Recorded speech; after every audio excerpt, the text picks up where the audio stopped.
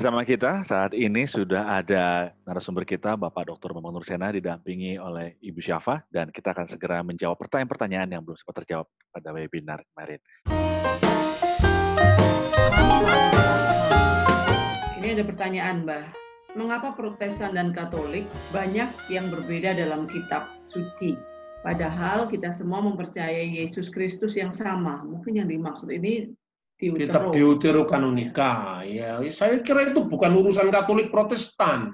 Itu akibatnya kalau kita itu tidak mengerti sejarah. Itu urusannya Yahudi, Kristen Protestan dan Kristen Katolik itu karena sekedar mewarisi sejarah Yahudi. Karena apa? Memang di kalangan orang Yahudi itu ada orang Yahudi diaspora, dan mereka ini mengalami pengalaman-pengalaman rohani yang sebagian dituangkan dalam buku Deuterokanonika itu, dan itu orang Yahudi di Alexandria. Sementara orang Yahudi yang di Yerusalem, dia mengenal kanon, ya kanon kecil yang 39 kitab itu.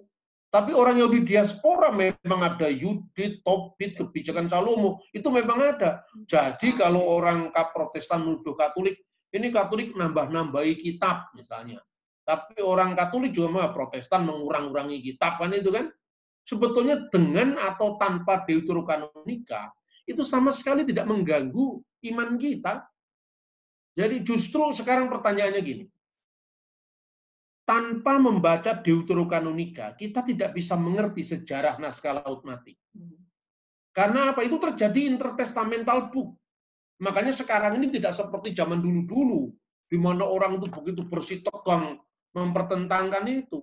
Orang Katolik sendiri menyebutnya kan Deuterokanon. Apa nih Deuterokanon?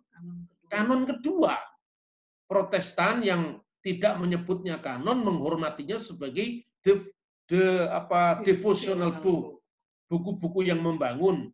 Dan banyak sekali dari kalangan Protestan yang lain, bahkan yang paling Pantekosta sekalipun seperti Moody Press itu banyak buku-bukunya saya baca. Bahwa kitab-kitab itu disebut intertestamental book. Itu loh kira-kira. Jadi artinya apa? Kitab Deuterokanonika itu beda dengan yang namanya Injil Yudas, Injil Thomas, Injil Maria Magdalena, beda. Karena itu memang dari aliran-aliran bidat. Tetapi kalau Deuterokanonika itu kan lebih banyak sebagai buku deskripsi sejarah sebetulnya. Saya kira itu. Dan dulu banyak misalnya kalangan teolog Protestan menolak gitu, pokoknya antipati sekali lah. Alasannya apa?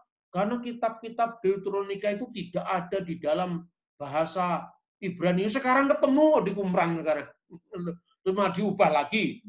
Makanya kita ini jangan terlalu melihat orang itu dari sudut pandang kita, tapi justru dalam suasana semangat ut omnes unum sin, agar semua menjadi satu dan kita memahami kekayaan warisan gereja ini.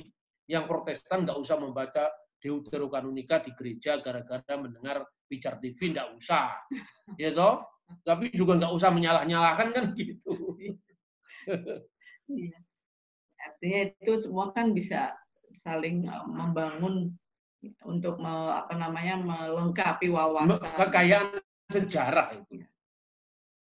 Karena kalau kita lihat sejarah kita mengenal ada kaki Dian, ada dua macam kaki Dian, itu juga ada sejarahnya di buku Makabe, 1-2 Makabe.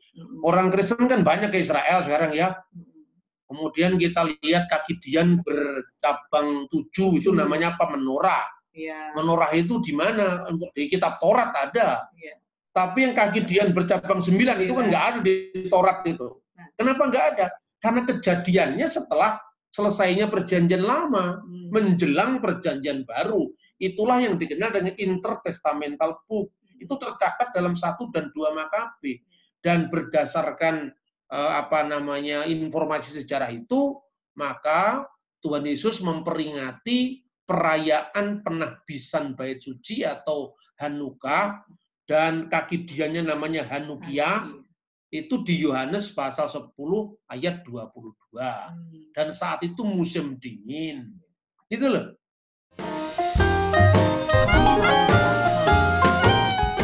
Terima Terima kasih Bapak Dr. Bapak Nursena dan juga Ibu Syafa, dan juga buat pemirsa Bijar TV yang sudah menyaksikan acara ini.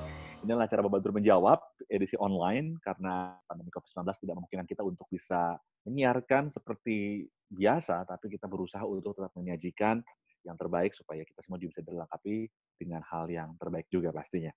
Anda bisa mengikuti webinar Pijar TV setiap hari Kamis.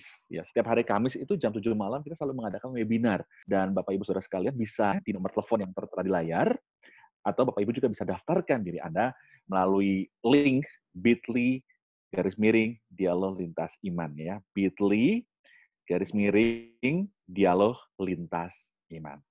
Oke, kalau karena itu saya Joe, Bapak Nursena dan Ibu Syafa, kami bertiga pamit undur. Dan kami selalu berharap bahwa apa yang disajikan melalui Bapak Nur Menjawab dan juga Pijar TV bisa memberkati kita semua.